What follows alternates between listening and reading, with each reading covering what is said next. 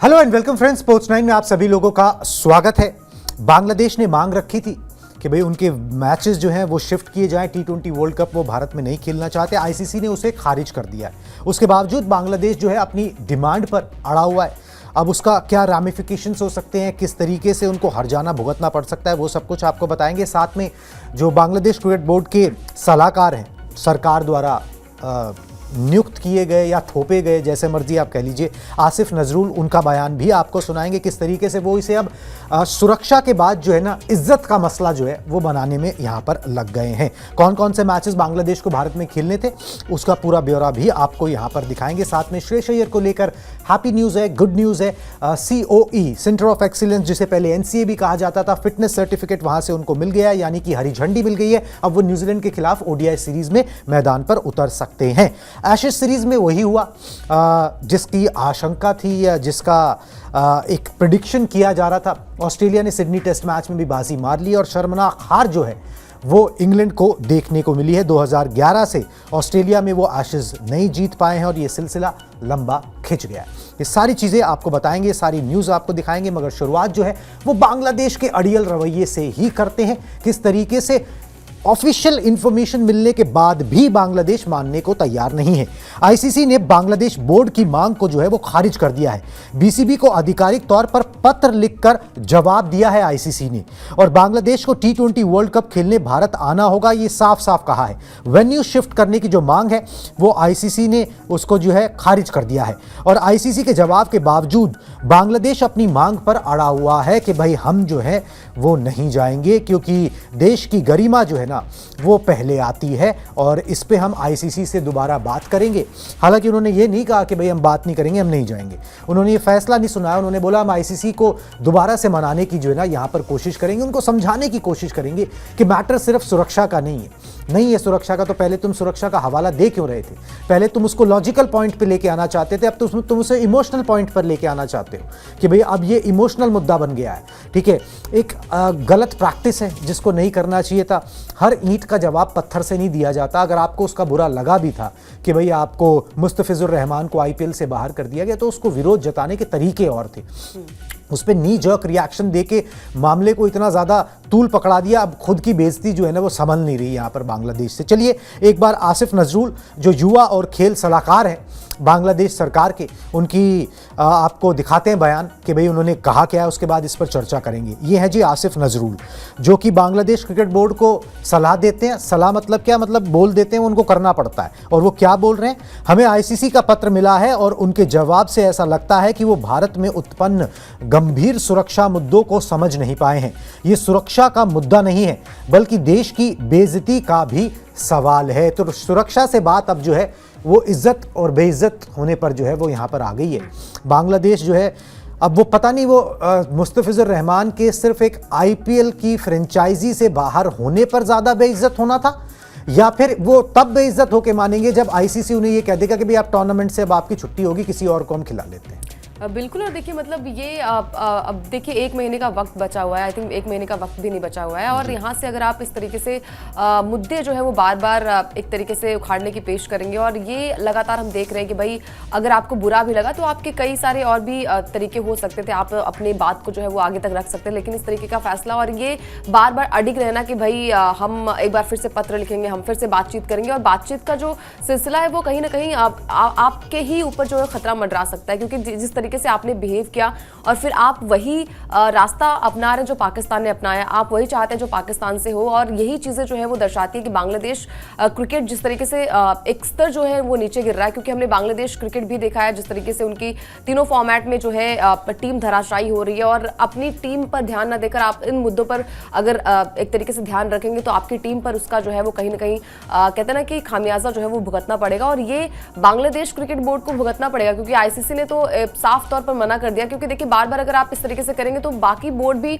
इस तरीके से आ सकता है आईसीसी के पास कि छोटे छोटे मुद्दे लेकर जो है वो आप चले जाएंगे आईसीसी के पास कि हम जो है वो डायरेक्टली आईसीसी से ही बात करेंगे, तो कहीं ना कहीं वो जो बैकफायर है वो आप पर ही हो सकता है। बिल्कुल जी, बांग्लादेश को जो है थोड़ा सा इसमें मैच्योरिटी दिखानी चाहिए थी। नी जर्क रिएक्शन देने की ज़रूरत नहीं थी।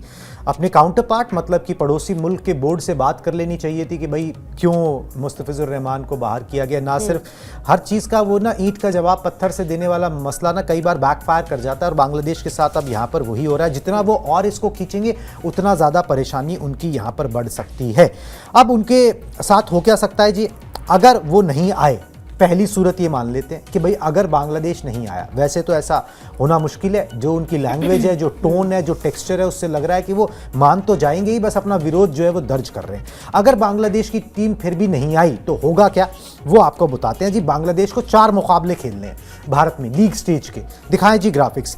3 मुकाबले कोलकाता में है, 1 मुकाबला मुंबई में है जो प्रस्तावित है, और ये सारे लीग स्टेज के मुकाबले हैं। अगर आपने नहीं खेले तो क्या होगा, आपके पॉइंट कट जाएंगे और जो विरोधी टीम है उसको वॉकओवर मिल जाएगा। मतलब कि आप जो ज़रूरी पॉइंट्स एक मैच को खेलने के बाद 2 जीतने के बाद मिलते, वो विरोधी टीम को ऑटोमेटिकली मिल जाएंगे।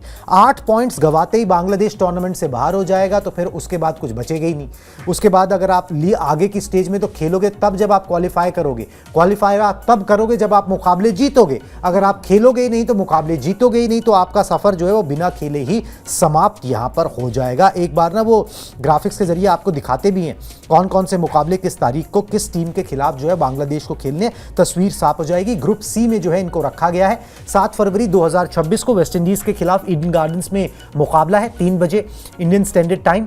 9 फरवरी 2026 को इटली के खिलाफ मुकाबला है ईडन गार्डन्स में ही 11 बजे इंडियन स्टैंडर्ड टाइम। 14 फरवरी को, ठीक है, वैलेंटाइन डे वाले दिन, ठीक है, इनका मुकाबला है इंग्लैंड के खिलाफ ईडन गार्डन्स में कोलकाता में ही और 3 बजे इंडियन स्टैंडर्ड टाइम। 17 फरवरी 2026 को फिर नेपाल के खिलाफ मुकाबला है जी। तो नेपाल इटली के खिलाफ थोड़े से इजी मुकाबले, वेस्ट इंडीज़ और इंग्लैंड के खिलाफ थोड़े से टाइट मुकाबले हैं। 2 मैचेस तो ये जीतते ही हैं। मतलब अगर वैसे बांग्लादेश की टीम जो है हराने का मादा दूसरी टीमों को भी रखती है, वेस्ट इंडीज़ को भी रखती है, इंग्लैंड को भी रखती है ऑन दी डे, मगर ये कि अगर ये मुकाबले उन्होंने नहीं खेले तो दूसरी टीम को वॉकओवर मिल जाएगा। पहली सूरत तो अंकिता यही है कि अगर आप नहीं खेलोगे आपके पॉइंट कटेंगे। ये पहले भी हो चुका है, 1996 में ऑस्ट्रेलिया के साथ हुआ था, वेस्ट इंडीज के साथ हुआ था, जब उन्होंने श्रीलंका जाने से मना कर दिया था। उस समय श्रीलंका में बैंक के सामने धमाका हुआ था, एक लॉजिकल रीजन था, फिर भी आईसीसी ने पॉइंट काट लिए थे कि भाई नहीं, अगर आप नहीं आओगे तो हम जो है आपके पॉइंट काटेंगे।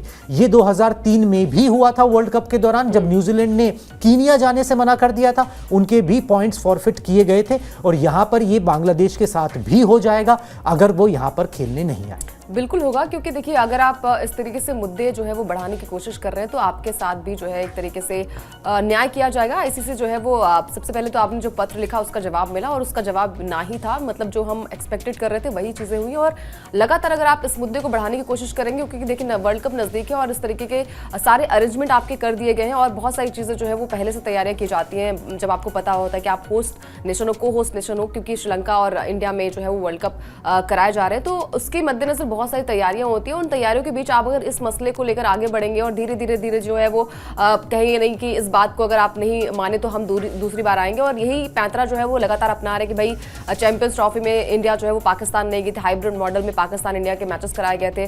फिर विमेंस वर्ल्ड कप की बात करें, वो भी इंडिया नहीं आए थे, उनके भी सारे मैचेस श्रीलंका में करवाए गए थे। तो आप अगर इस तरीके से लगातार बातें करेंगे और छोटी बातों को लेकर जो है वो मुद्दे आप बढ़ाएंगे तो कहीं ना कहीं आईसीसी जो है वो आप पर एक कड़ा फैसला, एक कड़ा रुख अपना सकती है, और वो अपनाने भी वाली है। क्योंकि पहली बात तो आपके पत्र को खारिज कर दिया, जो आपने मांग की थी उसको खारिज कर दिया, तो इसका मतलब ये है कि आप बार बार अगर आप इसी तरीके से बातचीत को आगे बढ़ाएंगे तो कहीं ना कहीं आईसीसी का जो अल्टीमेट फैसला है वो यही है कि भाई जो टूर्नामेंट होगा, अगर आप आना चाहते तो आइए, अगर आप नहीं आना चाहते तो आपके पॉइंट्स कटेंगे। I think Bangladesh cricket board को जो है वो सोच विचार कर जो भी फैसला है, जो भी बातें वो करनी चाहिए, अदरवाइज उनके लिए ही एक तरीके से बैकफायर हो सकती है चीजें। बिल्कुल जी, होती नजर भी आ रही है। अब पहला सिनेरियो तो हमने आपके सामने क्लियर कर दिया कि बांग्लादेश अगर नहीं आता है तो सिनेरियो क्या होगा।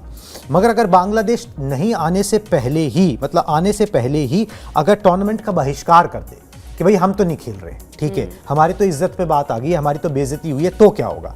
टूर्नामेंट का बहिष्कार किया तो आईसीसी उठाएगी सख्त कदम। किसी दूसरी टीम को शामिल करने पर हो सकता है विचार।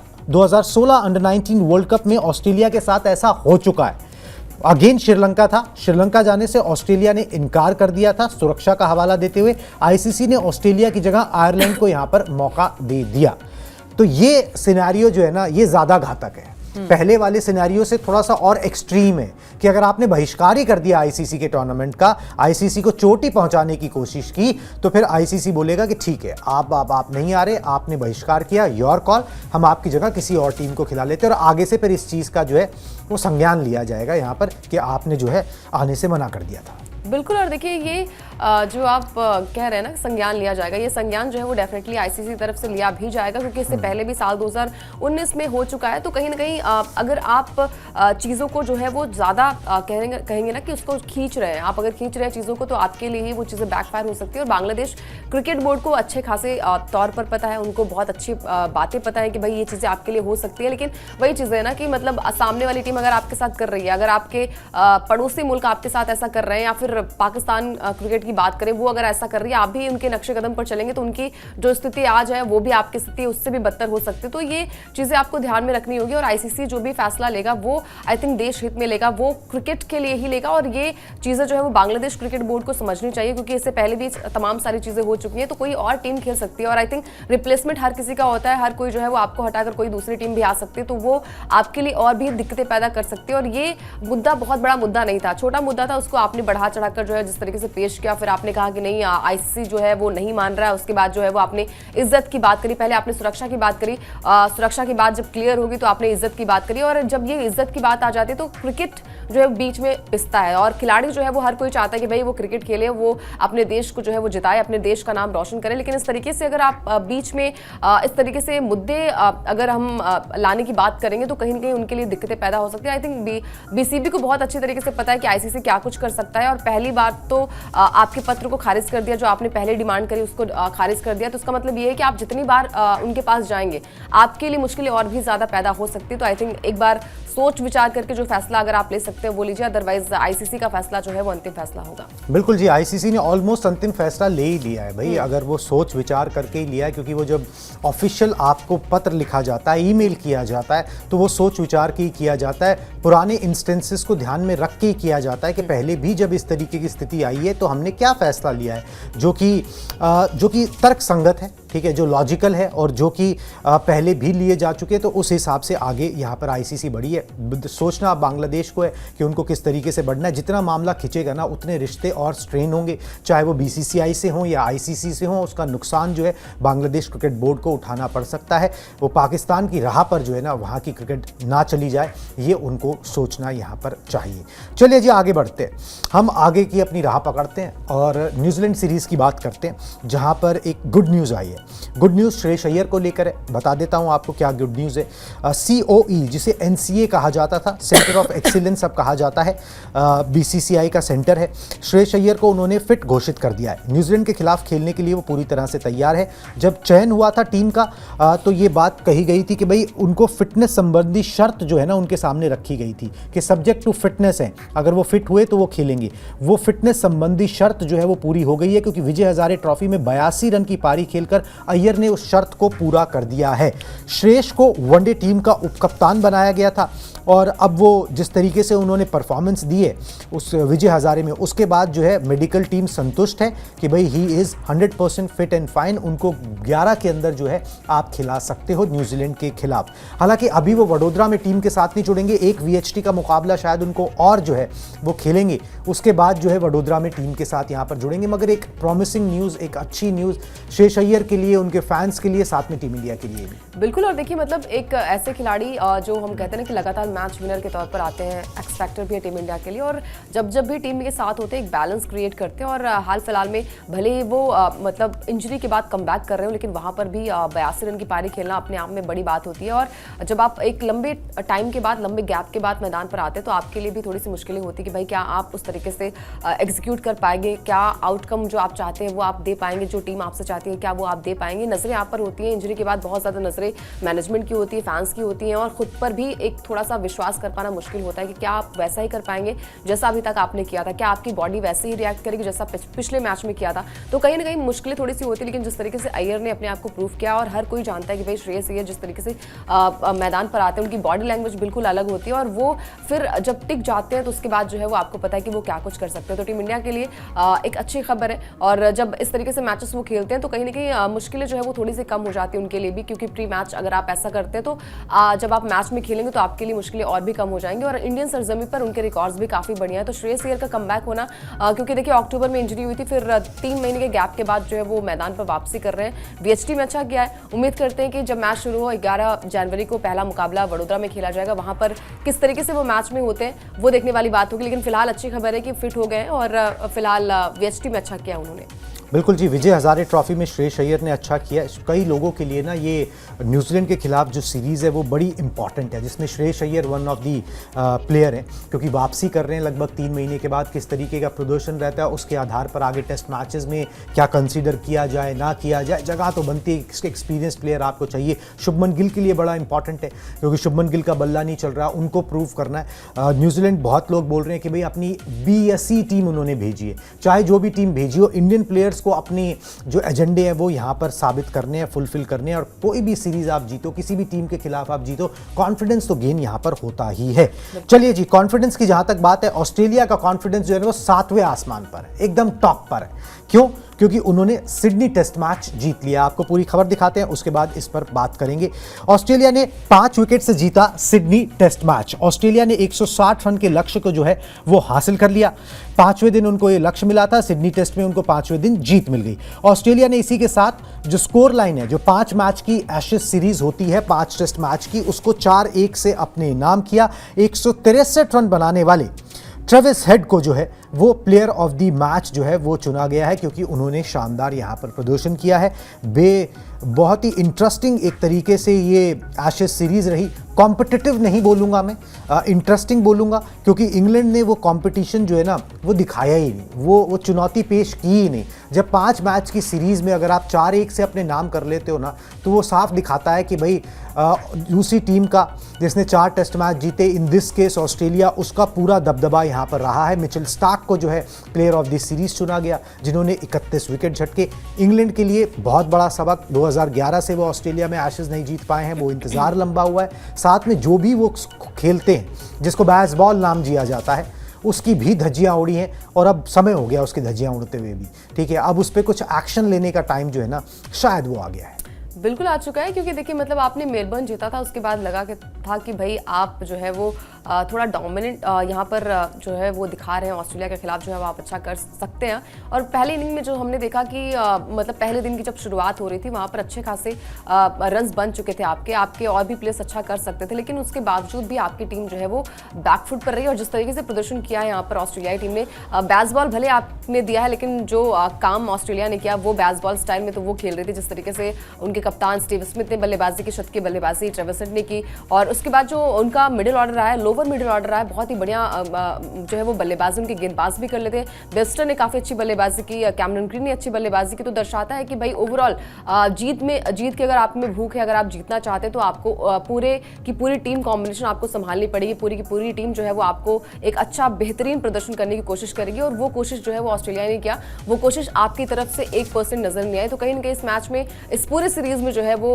इंग्लैंड की टीम का कहीं नामो निशान नहीं रहा। एक मैच आपने जीत लिया, आई थिंक वो संयोग ही मान लीजिए, अदरवाइज चारों मैच में जिस तरीके से डोमिनेंट रहा यहाँ पर ऑस्ट्रेलियाई टीम का, यही दर्शाता है कि भाई ऑस्ट्रेलिया जो है वो कमबैक के लिए जानी जाती है। वो कमबैक पहले भी करके दिखाया था, बस ये था कि अगर आप ये मैच जीतते हैं तो सुनने में अटपटा नहीं लगेगा, लेकिन 4-1 से इस सीरीज को ऑस्ट्रेलिया ने अपने नाम कर लिया। बिल्कुल जी, और WTC पॉइंट्स टेबल में भी ऑस्ट्रेलिया का दबदबा जो है ना वो यहाँ पर कायम रह गया है। अगर उसकी बात की जाए तो टॉप पर है, 8 मैचेस उन्होंने खेले हैं, 7 में जीत दर्ज की है, 1 टेस्ट मैच वो बस हारे हैं, और 87.50 के हेल्दी परसेंटाइल के साथ वो यहाँ पर टॉप पर ऑस्ट्रेलिया की टीम जो है वो बनी हुई है। इंग्लैंड की टीम 7वें पोजीशन पर है। इस बार भी उनके लिए हालात जो है ना वो लग नहीं रहे कहीं से भी। नेक्स्ट टू इम्पॉसिबल हो गया है कि वो WTC के फाइनल में जो है वो जगह बना पाएंगे। चलिए जी, सारी खबरों पर हमारी नज़र बनी रहेगी। आप हमारे साथ जुड़े, इसके लिए बहुत बहुत शुक्रिया।